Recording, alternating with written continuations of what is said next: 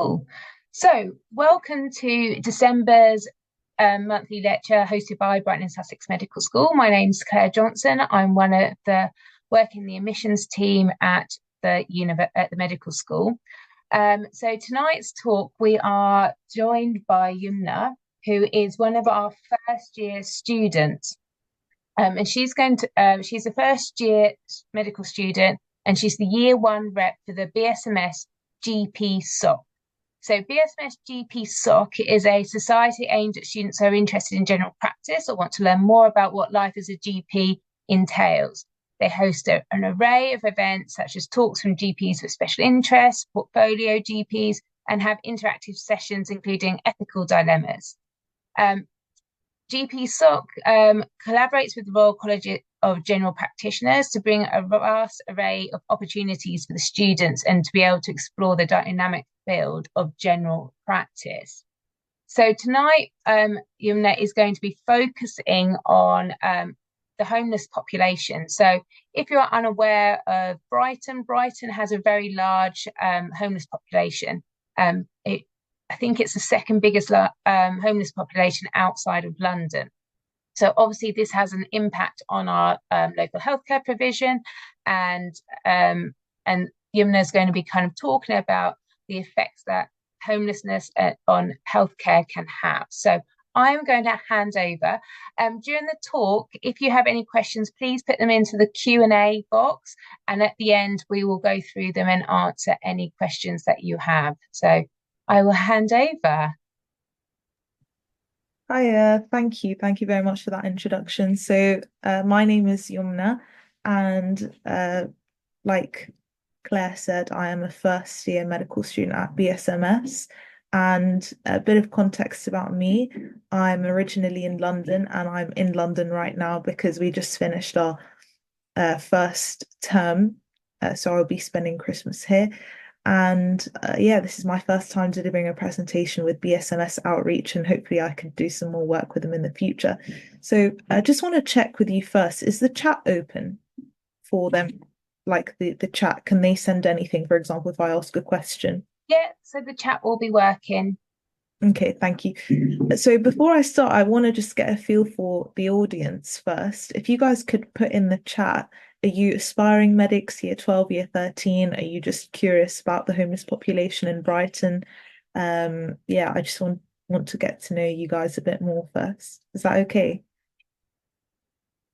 Thank you, guys. Let's see. So you've got some year 13s, year 12s.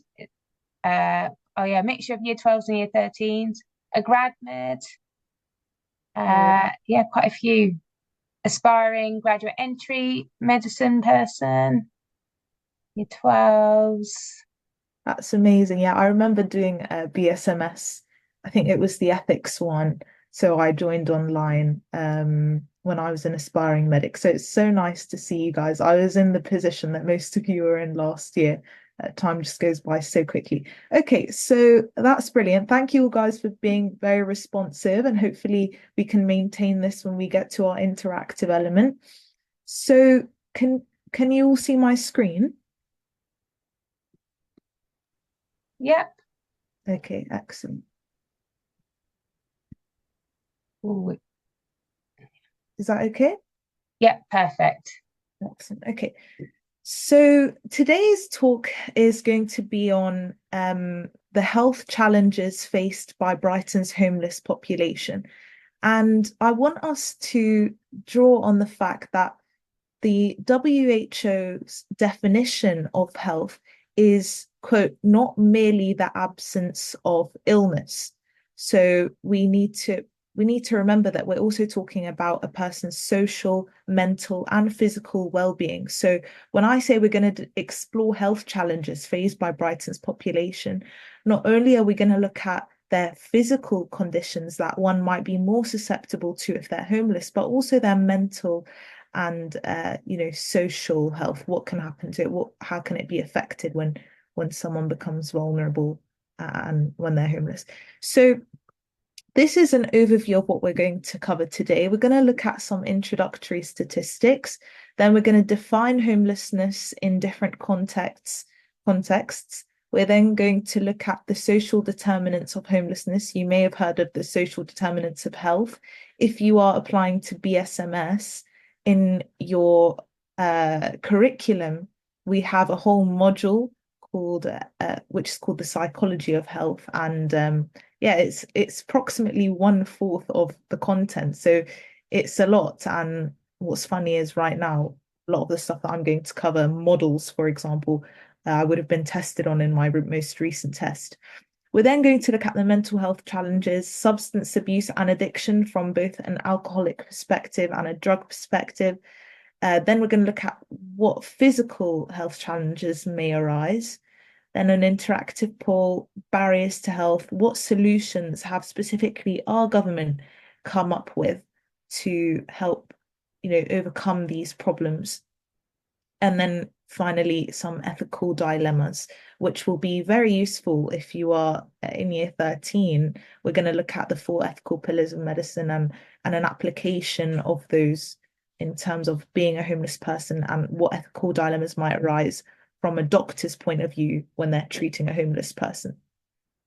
So this is a graph that I thought was quite interesting.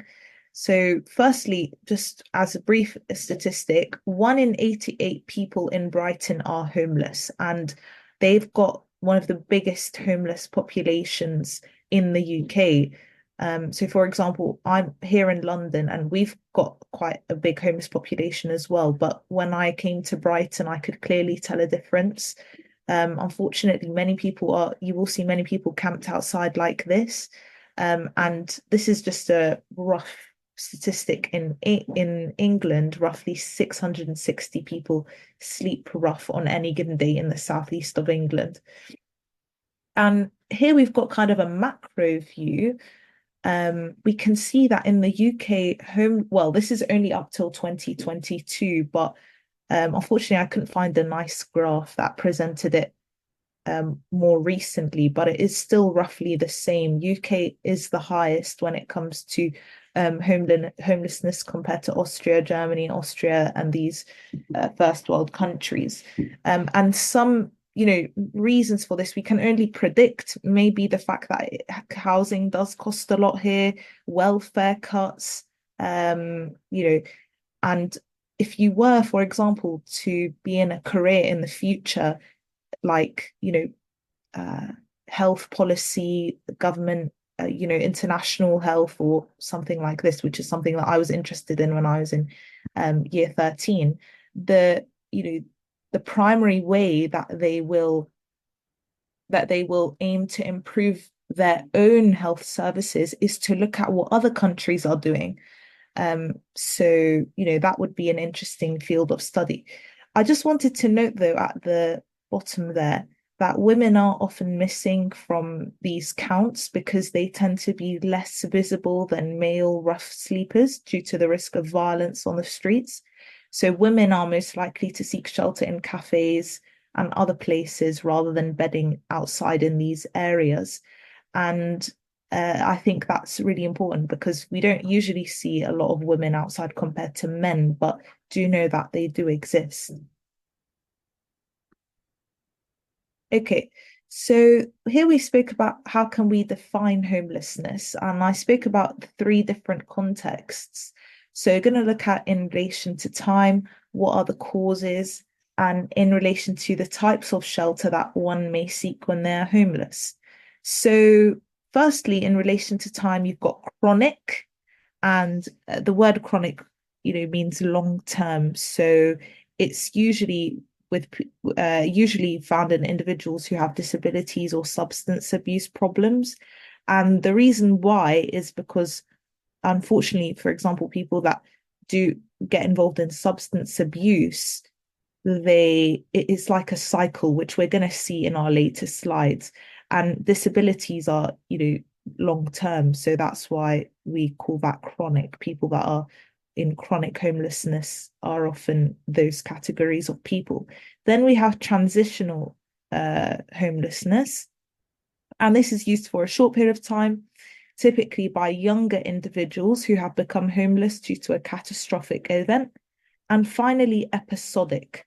So in this case, the shelters are frequently used by younger, unemployed individuals with mental health and substance abuse problems. So they are all different in terms of how long one might be in a homeless position.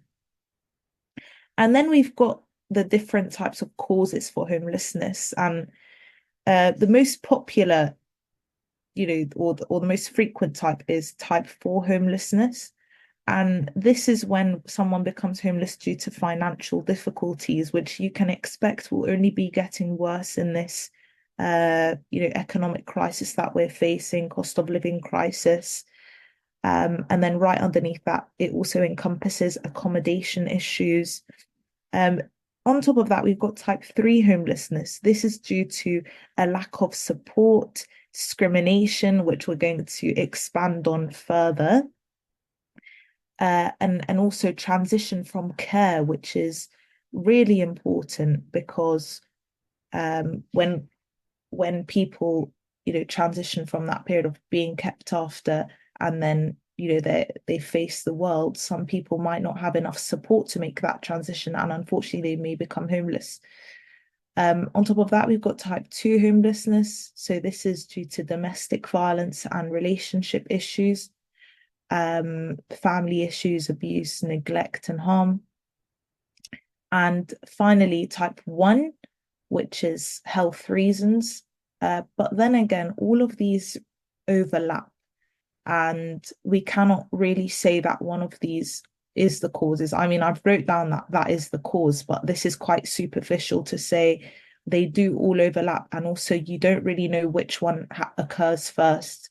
It could be that somebody being homeless could have led them to resort to drugs or something like this. Okay.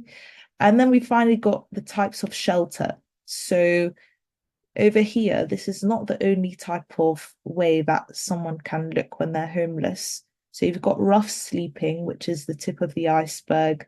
This is when you're out visibly on the streets. You've got statutory homelessness, which is in temporary accommodation.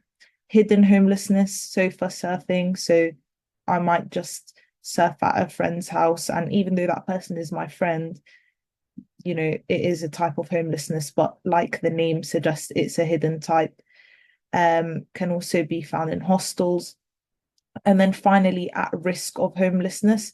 So this is when you're in unsuitable housing. And this is very important from a legal point of view. So, somebody may be living in a place that is unsafe, and there is a very, there's a red line, a thin line when it comes to distinguishing between whether a person has an unsafe house and whether or not they are homeless because of how unsafe their house is. Okay, so now we're looking at social determinants. So social determinants are non-medical factors that can influence health outcomes. So in other words, what are the factors that can lead specifically to homelessness? So the first one is systemic racism. So be sure here to have a very wide lens, okay? So it may look like a big jump to make when we're talking about systemic racism to a cause for homelessness, but you have to understand that there is a knock-on effect when you experience any one of these problems. So systemic racism can lead to societal discrimination. So it can affect your employment, your housing situation, your education.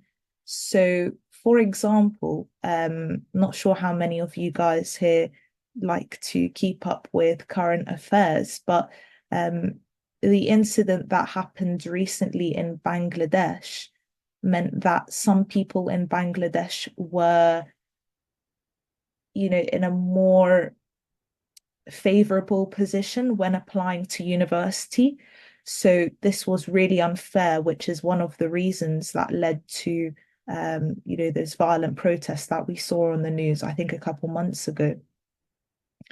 And so you can imagine that, if that person doesn't get, if one of those people that faced this didn't get a place at university, they wouldn't get an education, and this would then affect their employment and then affect their financial status.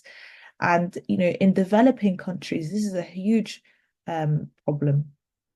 Not to say that we don't face this here either, but definitely some of these factors that we're going to talk about are definitely much bigger in certain countries than other ones. And then we've got financial challenges. So this, wherever you are here, there are people experiencing financial challenges, but also some governments do give more support than others. So an inability to afford basic needs can also mean that you can, resort to hostels or temporary accommodation, or, become homeless.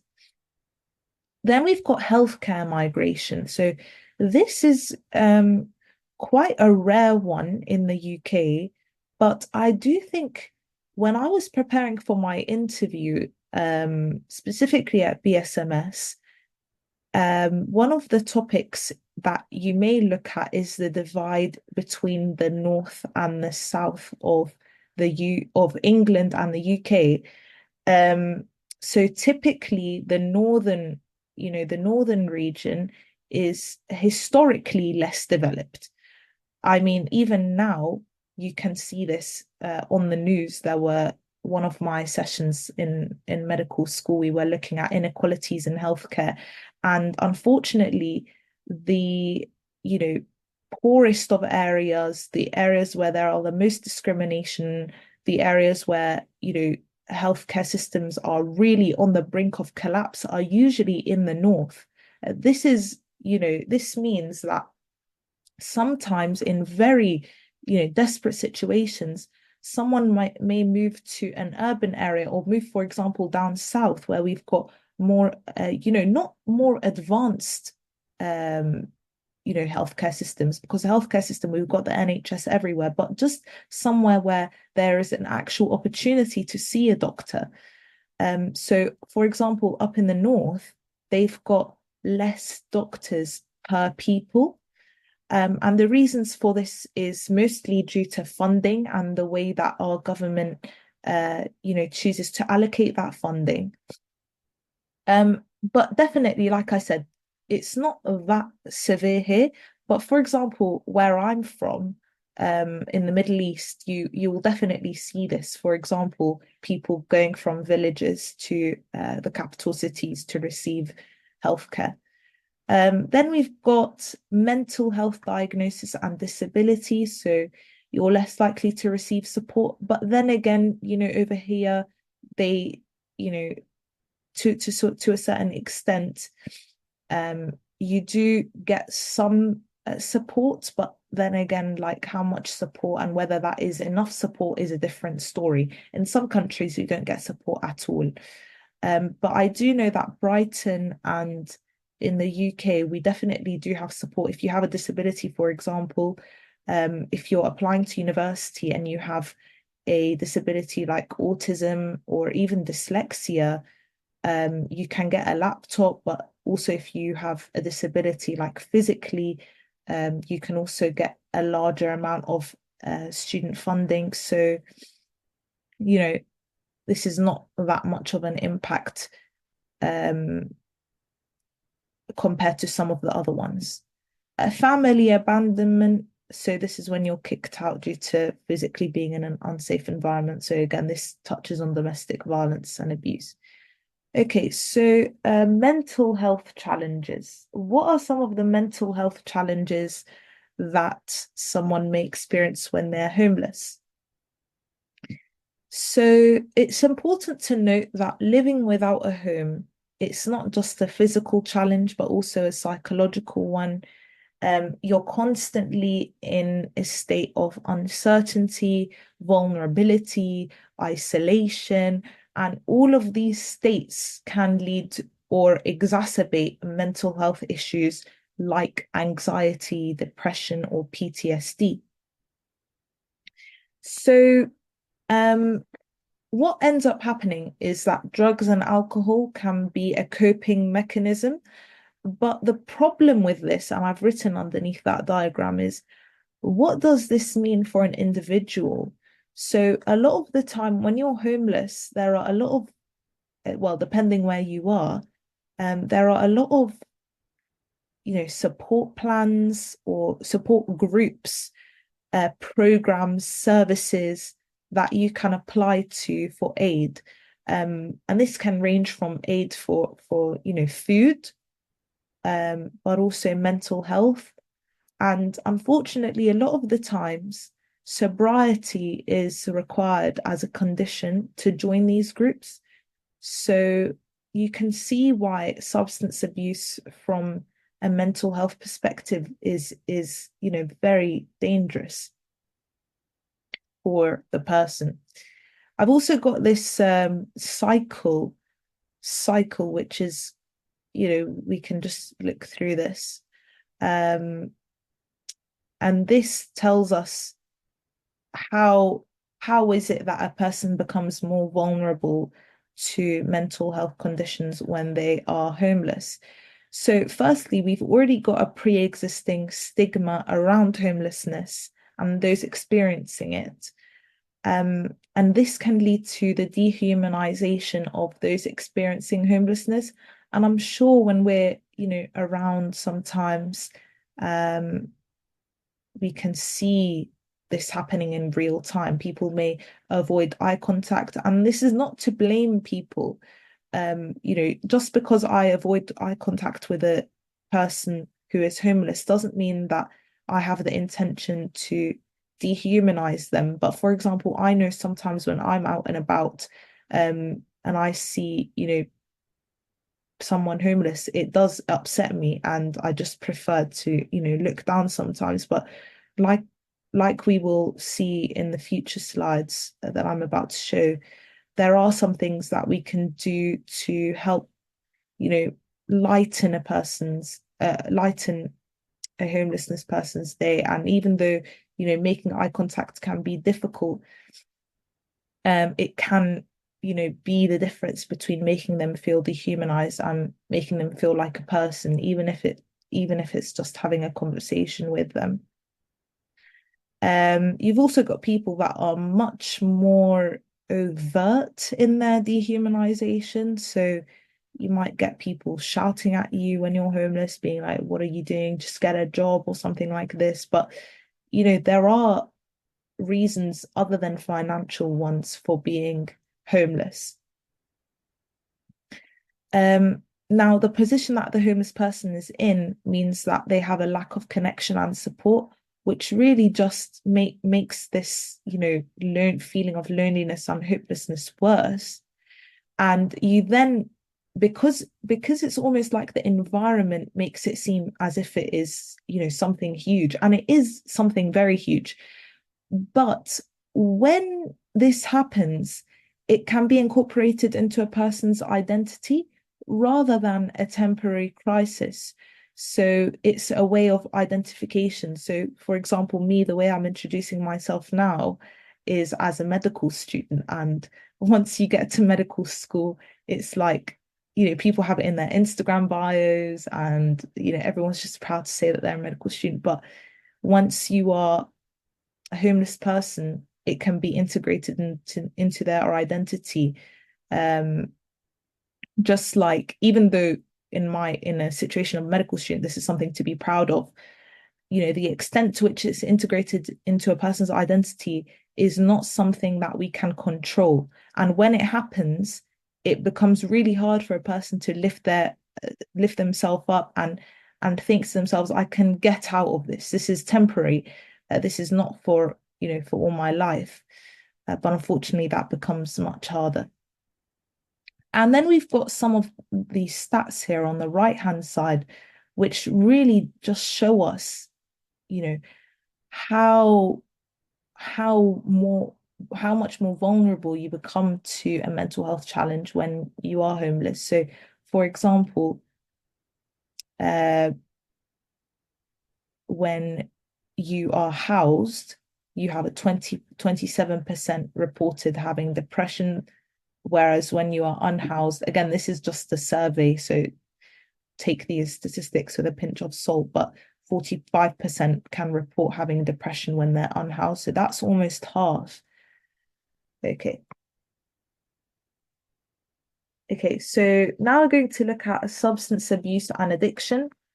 Okay, so before researching this slide, I'd heard of the word substance abuse, and when doing more research on this, I, didn't actually know the precise definition for substance abuse.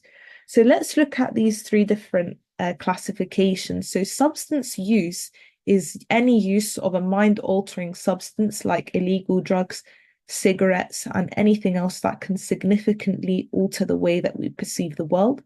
Misuse is when we use it in an improper or unhealthy way.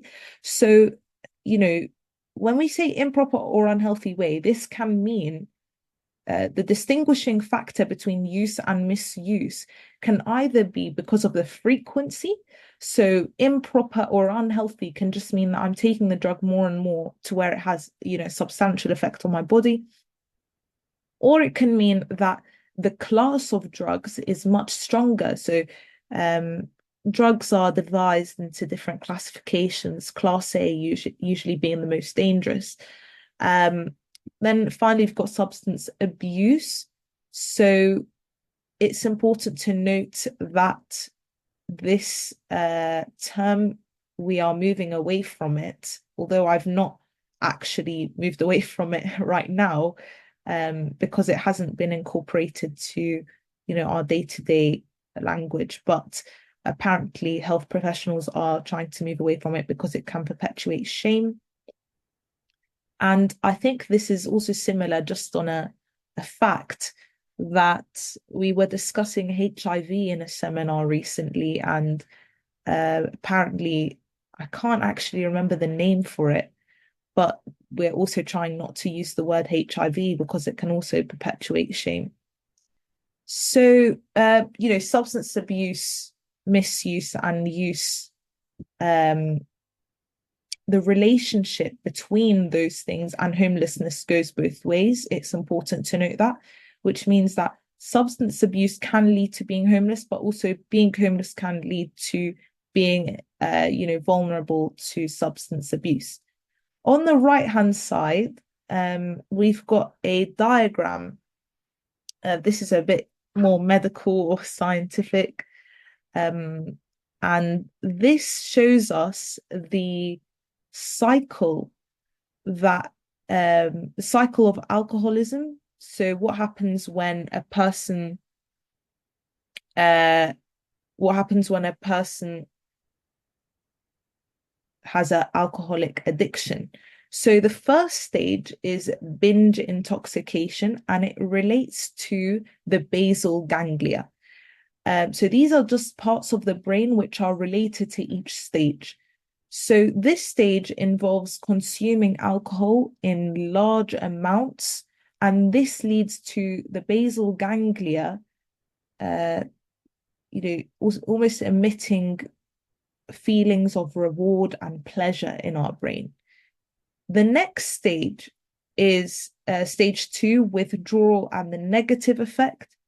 And this is after the effect of alcohol wear off. You've got symptoms like anxiety, irritability, and depression, which may occur.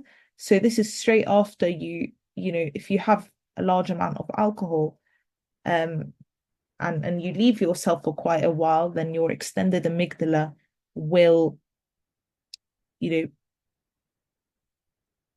what's the correct word? Is almost responsible for these feelings. And then we've got the prefrontal cortex, and this stage here, which is related to the prefrontal cortex, is characterized by obsessive thoughts about planning and planning for the next drink. And this is kind of a cycle. And it's really, really hard to break it, which is why people usually go to rehab when they have, addiction with specific substances or alcohol.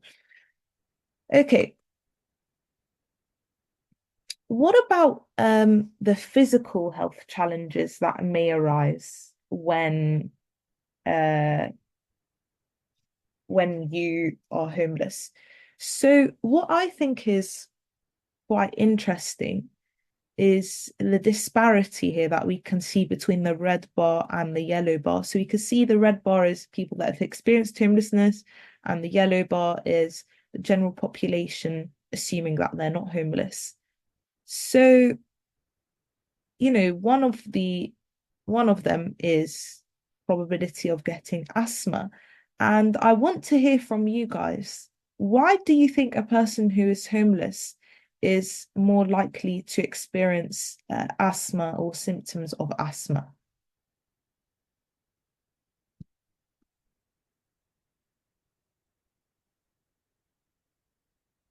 Um, So some of the comments that are coming in are air pollution, air quality, outside in the cold more, living conditions, secondhand smoking, poor diet, environment, chemicals from cars.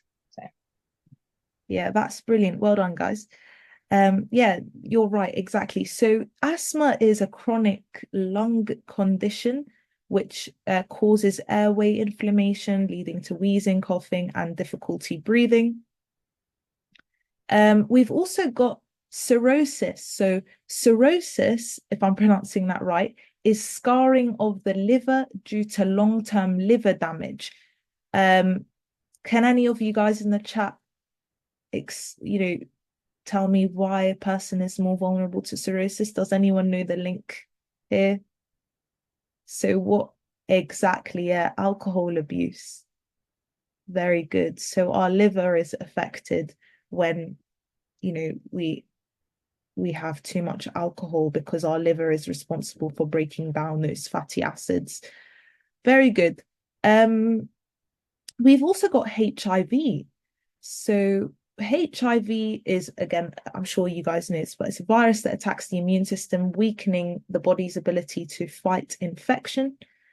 Now this one, I can't say that, I can't really ask you guys why are you more likely to have HIV, but what might exacerbate transmission? Does anyone know? Yeah, excellent. Drug use, bodily fluids. Very good, guys.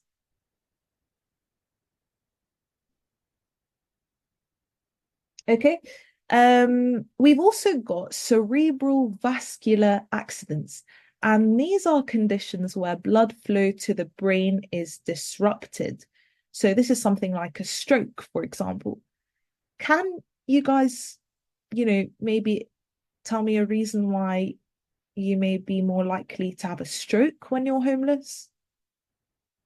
There are many reasons. And then again, these are quite far-fetched, but they are definitely related. And we can see that based on the gap. So lack of sleep, stress, exactly. Yes, stress is the main one that I was looking for, but definitely all of those. A couple of months ago, I watched the BSMS monthly lecture. we can Yeah. answer that question at the end if you like. Okay. Being an excess cold, yep, that can definitely exacerbate infections. For example, I've got tuberculosis is one of them. So when you're out in the cold, you're more likely to be more prone to droplet infection if you're not in a warm environment. Unhealthy diet, increased cortisol levels. Very good, guys. I'm very impressed with these answers. Definitely got some keen year 13, year 12 aspiring medics here, I can tell. Okay, so let's go back to this. Okay, can you see my screen? Yep, we can. Excellent. Okay, good. Okay, guys. So here, I would like you guys to join. You can join by scanning the code. or you can just search up Mentimeter online and put this code in. And I want you guys to answer this question. What do you think is the biggest barrier to healthcare for homeless individuals? And I will give you guys a minute to all log on. Oh, sorry. Okay, yeah.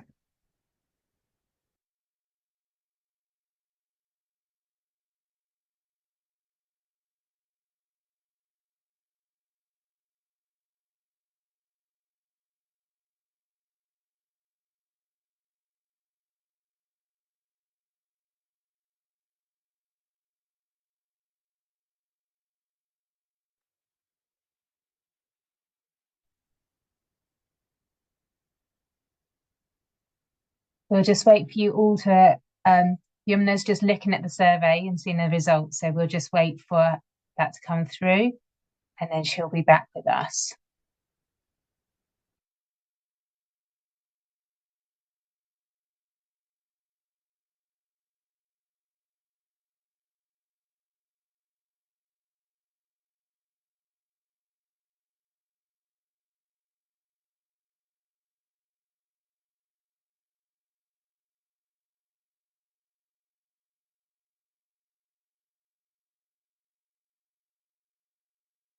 Is it possible to have the code again? Some people didn't quite get the code in time. Yeah, of course. Just give me 1 second. I was just logging on to it myself. Okay, so um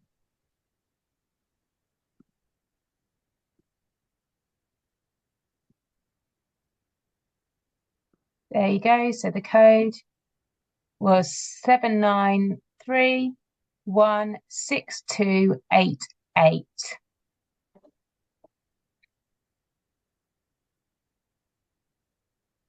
So put that in the chat as well.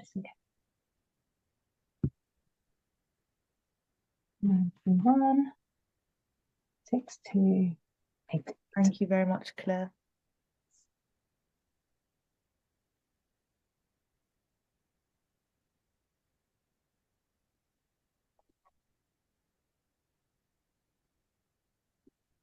Okay, guys, so I'm just going to give you 1 more minute now to answer the poll, and then we're going to restart at 10 past.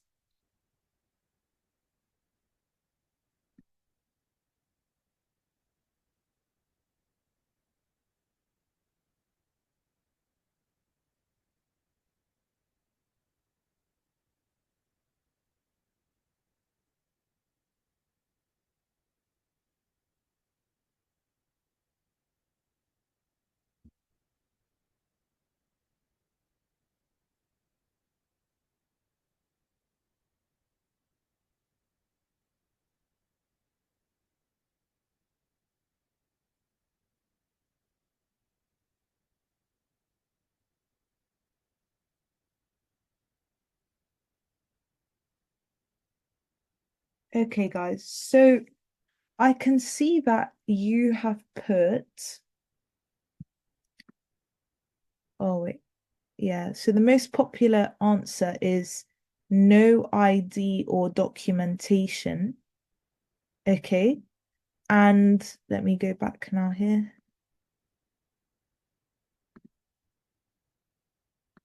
Sorry. Yeah, and the answer is actually stigma. So it is a bit surprising, I know, because stigma is kind of like a social, psychological answer, but it is actually stigma. That's not to say that no ideal documentation is one of them, is not one of them. It is, but stigma is the most popular one. And we would class this as a social barrier.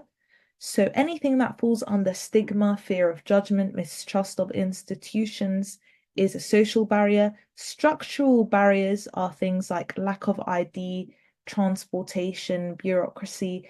And bureaucracy refers to like something like a rigid administrative process, which can make a person accessing healthcare harder.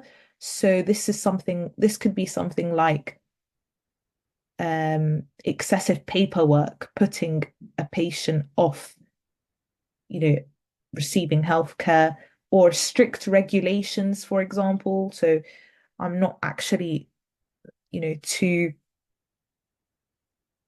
I don't really know much about this topic, but I'm assuming that, for example, if you are not a British citizen or something like this, then it can also affect it, or, it will make it harder for you.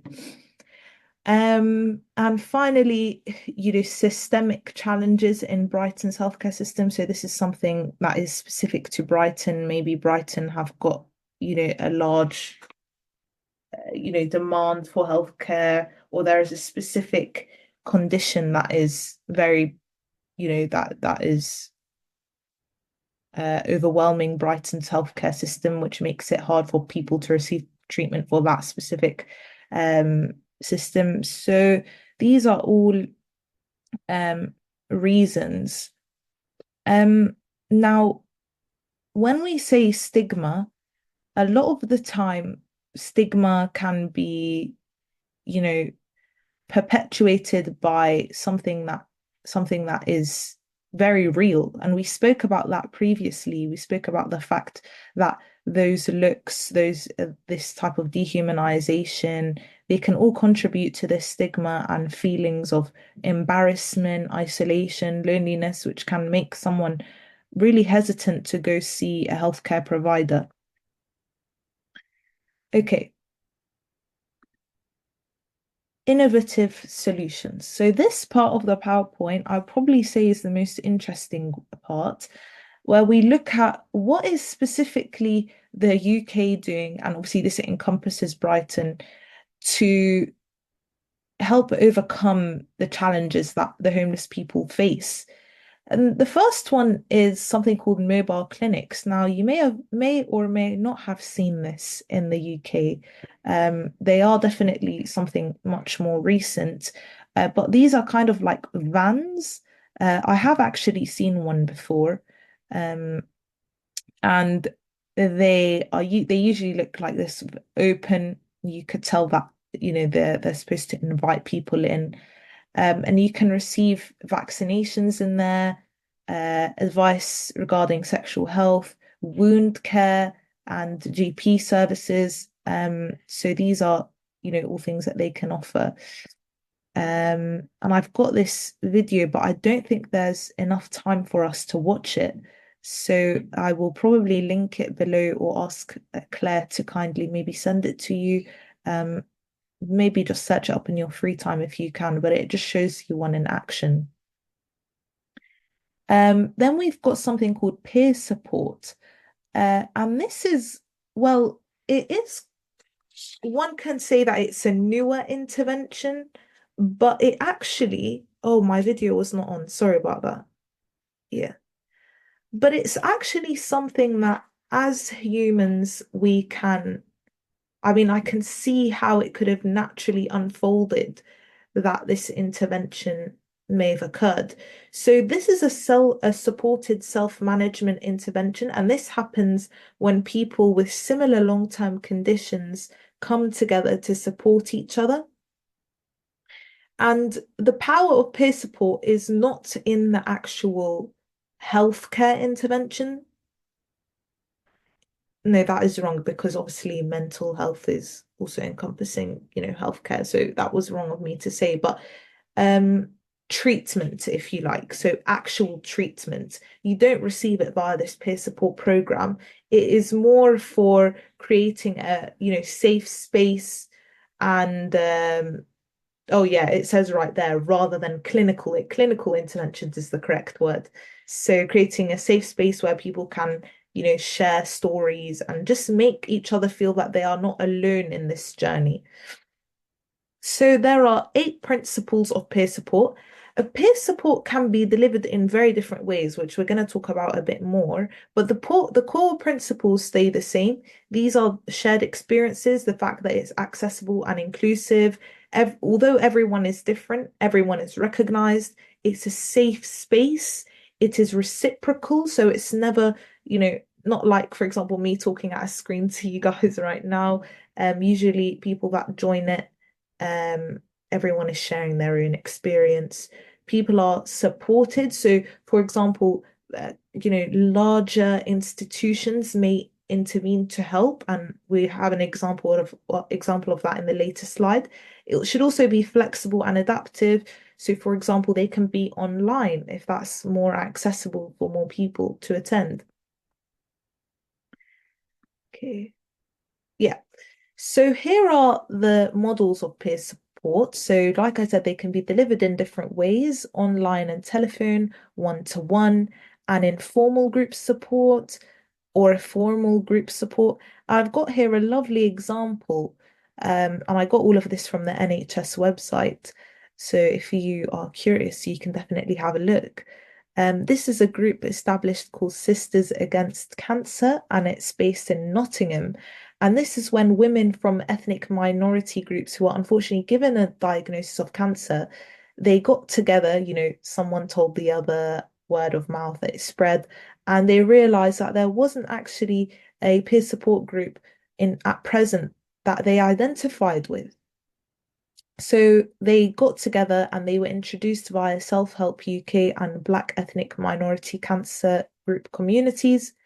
And they this support group decides to introduce support activities like exercises, sessions on nutrition, cancer awareness talks, medication, mental health advice.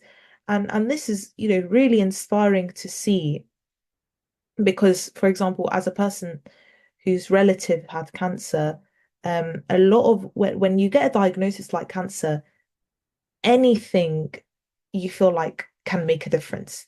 So I know that my own uncle, he traveled to Morocco for um something to do with nutrition. He wanted to try out a particular drug that was on the market. It didn't work, unfortunately. But what I'm trying to say is that the impact that this can have on someone's psychological health is very big.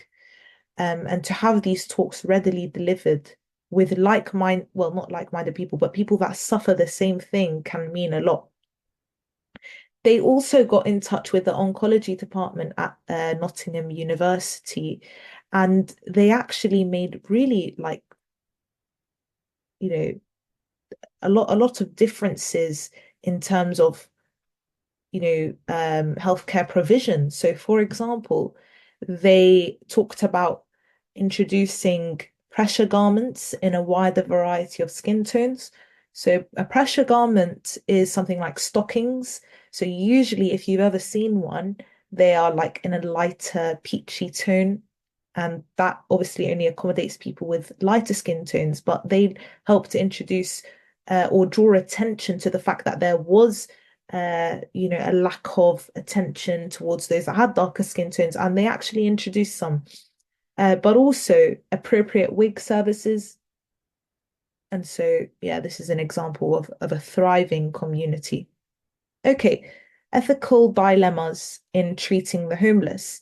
So, whenever we talk about ethics, actually in at medical school we do have an ethics subject, but I've only had one lecture on that, and we basically just spoke about the ideologies. So you probably would have heard of them if you're year 12, year 13. Things like oh, I've forgotten what they are now. Oh yeah, deontology and the ideologies. But also we looked at these. So I can't really talk about what I've learnt regarding those ethics seminars, but the four ethical pillars are always a safe bet to talk about in any ethical question, and they are justice, non-maleficence, beneficence, and autonomy. And I've got the definitions on the right-hand side. And here we can see how a homeless person or a doctor who's treating a homeless person, we can see those ethical dilemmas applied. So I want you guys here as a task. I think this is our final, yeah, this is nearly our final slide. Um, here is a dilemma, and I want you guys to tell me what ethical pillar does this link with. Okay. So, first one, a homeless patient with severe mental health conditions refuses shelter or medication. Now, obviously, you can link, I think if you really try to, you could link every ethical pillar in an abstract way to these dilemmas. But I want you to put yourself in the position of the patient here. What dilemma is most, sorry, what pillar is most at play here? Okay, so I'm going to check the chat now.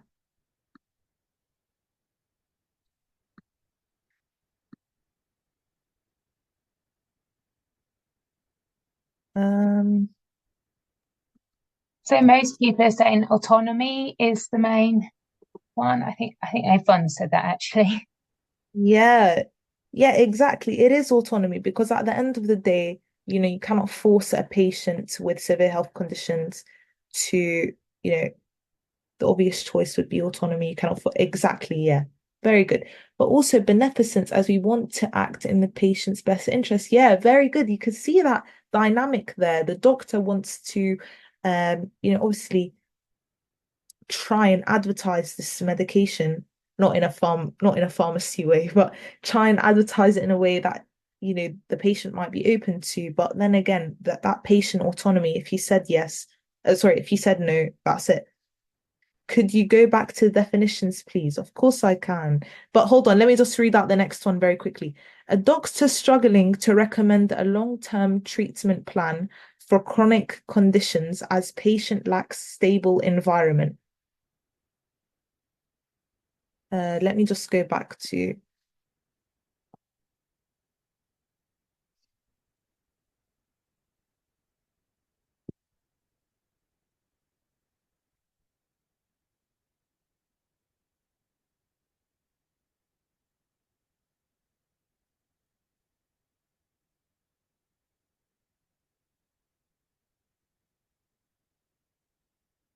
Okay, I'm gonna check the chat now. And I'm gonna go back to the dilemmas. Okay, let me just check this chat. Okay, very good. Non-maleficence, I would say, is the most obvious, but like I said, there is no wrong answer here. And the reason why I would say non-maleficence is because if you give a patient a treatment and they're not in a stable environment, um, then this can cause problems. But then again, the dilemma is quite broad. So, for example, a stable environment might mean, a lack of a stable environment may mean a patient that has a drug problem, and the patient, doesn't um actually. Sorry, give me 1 second. Let me just think. Yeah, this is for the next one. Okay, yes. Okay, so stable environment may mean receiving treatment for something like chemo, cancer. And if you don't have a stable environment, then the patient's likelihood to overcome something as difficult as chemo becomes reduced. So definitely non-maleficence here. Okay, second is non-maleficence. He wants to be in a yeah, exactly. Thank you, Hazim. Good stuff. Well done, everyone. Very good. Okay, prescribing painkillers to a homeless patient with legitimate pain risking substance misuse issues. Okay, what do you guys think that is?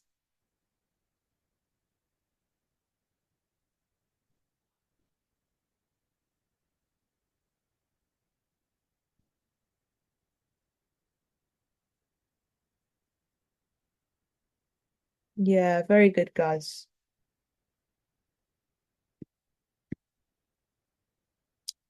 Okay, so the final one is justice, and we don't have enough time to talk that one over, but I'm very impressed. Thank you all for your contributions.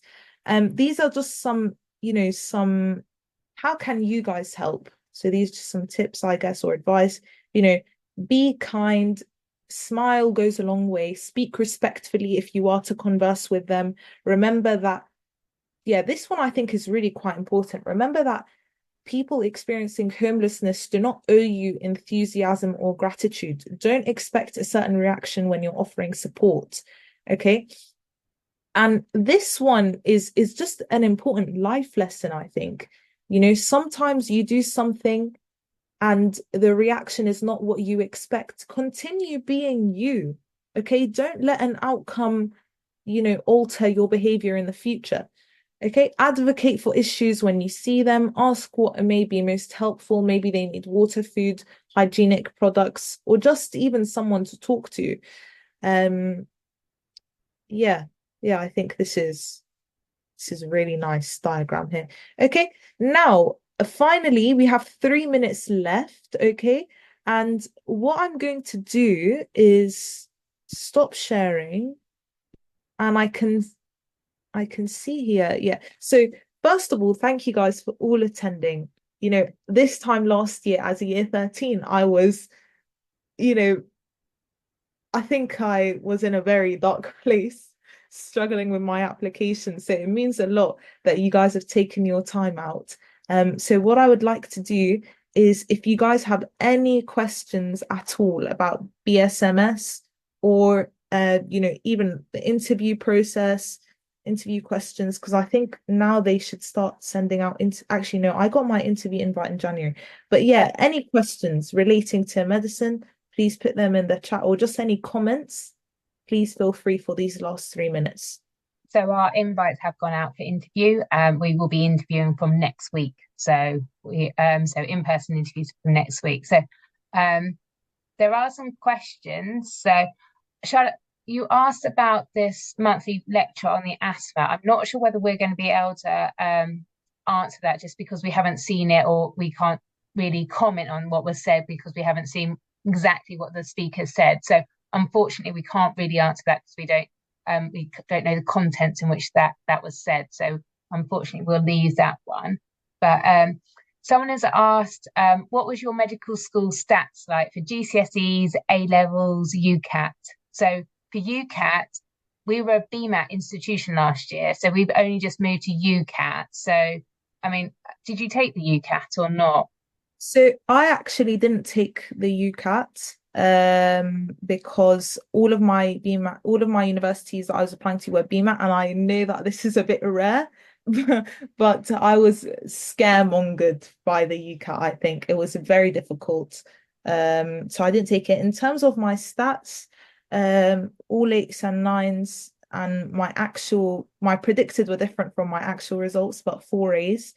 Do you have any A-level study tips and for answering questions? Walkthroughs, I think not many of my friends use them. Walkthroughs specifically for chemistry. So these are where you actually see people answering the questions, because a lot of the times, like, you've done the content and they say do practice questions. Okay, but I still don't know how to do it. So watching someone thinking out loud is very beneficial. Earlier, stigma from doctors affecting healthcare access was mentioned. Could you provide an example of how that might look in practice?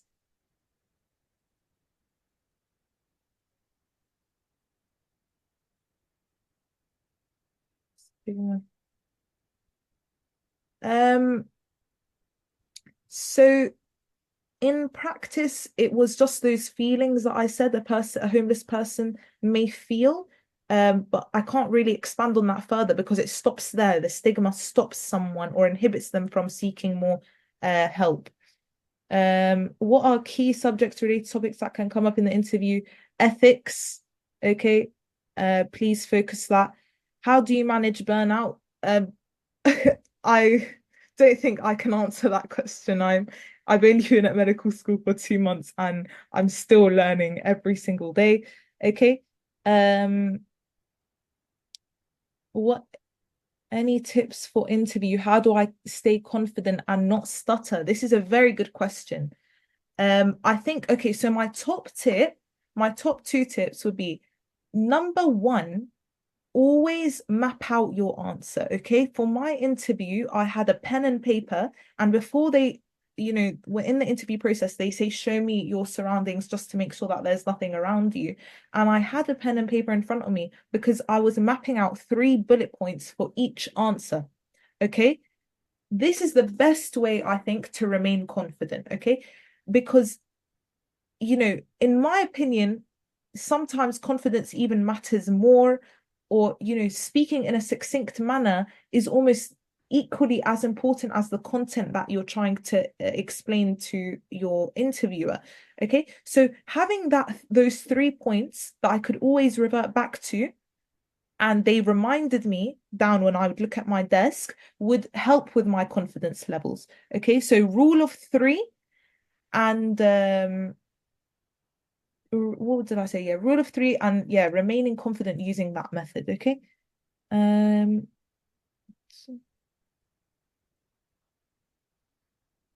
I think there's quite a few questions about interview tips. So I don't know whether you want to answer yes, what your I will. interview tips are.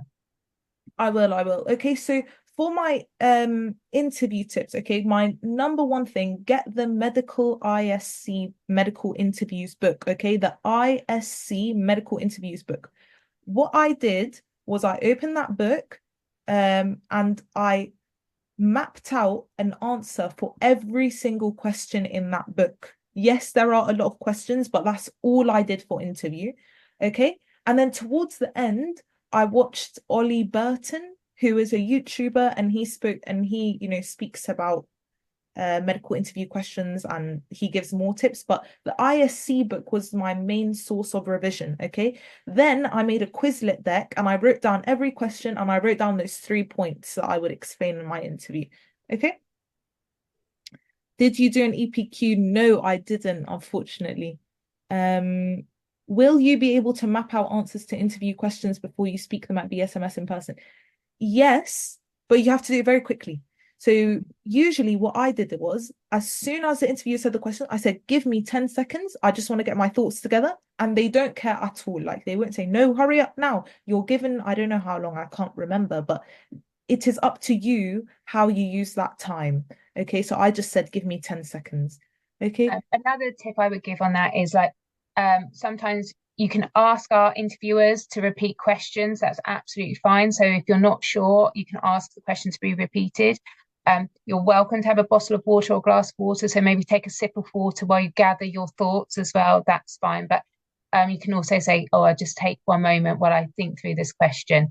That's much better than like rushing out an answer because you're kind of panicking. So our interviewers are fine with anything like that if you were going to do that.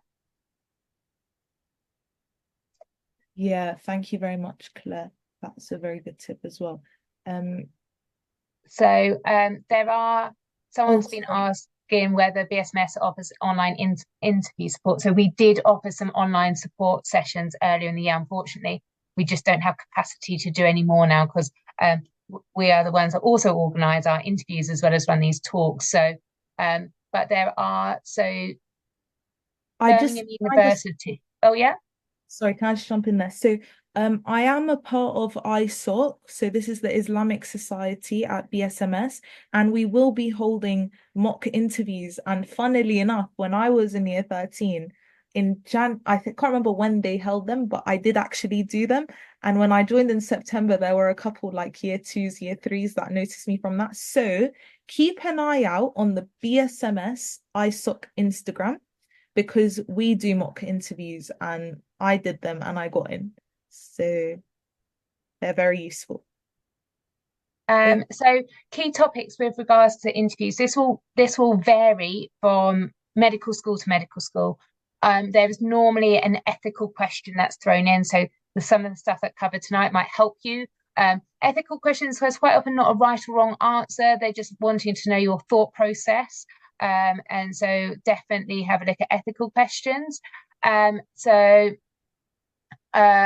But sometimes the different university will give hints on their websites or will state the type of questions that they have. Some will have numerical ones, numeracy ones, and things like that. So, but we don't kind of give out what type of area our questions are in. So, I can't be more precise. So, for our interviews this year are candidates have the choice of interviewing either in person or online, so they could choose that.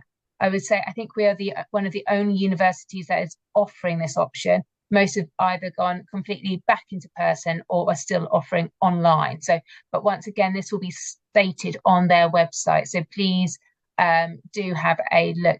I mean, there's loads of questions in here. So I think, Nimra, is Um, there any that you've kind of noticed that you want to answer? so the ISOC mock interview is online.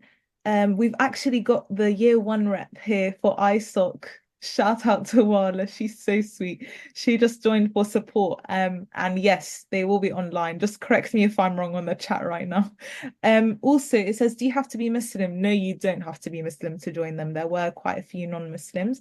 And finally, I'm just going to answer this as the final question, but if you guys have a lot more questions, I can give you my email. I don't mind because I know how it feels like to be in your position right now. Well, the final question that I'm going to ask is, have you managed to do any clinical experience in BSMS yet? And if so, what is it like? So, yes, we have actually, and we have quite a lot of clinical experience compared to other medical schools. So, Tuesday is our clinical day, and you go to if you go to the BSMS Instagram, you can see that year ones do day in a life and things like that. So you can see what a typical day is like. But Tuesday is our clinical day, and we usually have seminars for clinical days. So recently we've been focusing on history taking, but also I've recently had a placement at a GP, and in GP placement you're put in pairs and you go to a GP and you just kind of shadow a consultant. So I had one of those and it was really good. What is it like? It's very enjoyable. You can ask the consultants any questions that you want. And if you're lucky, you will hear about a concept that you briefly studied. So I can't remember what it was, but the patient came in and they mentioned a word. It might have been hypocalcemia or something like that. And I would have been like, oh my God, I know this word. Like it is very, very, you know, thrilling and enjoyable. Okay. That's it, guys. Just Yeah, want to I'm say just thank gonna, you very much, Claire, and the outreach team for making this possible. I really enjoyed doing this.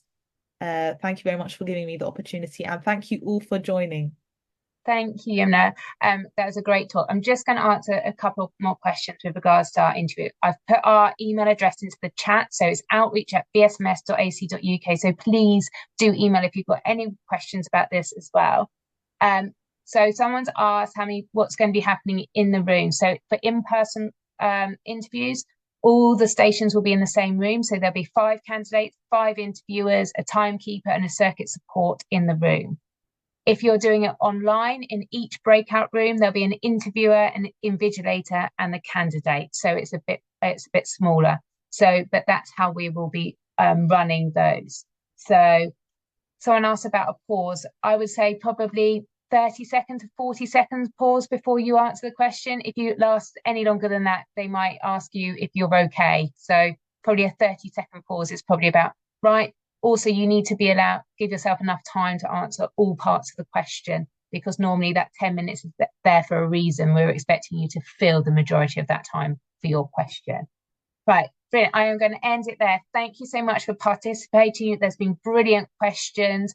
I hope you all have a great winter break, and we will be having another talk in January. We're just trying to finalize it with our speaker, but hopefully when I send out the link to this recording to you all, we will have the details of the next talk so you can all sign up, and we hope to see you again in January. So lovely to meet you all, and thank you very much.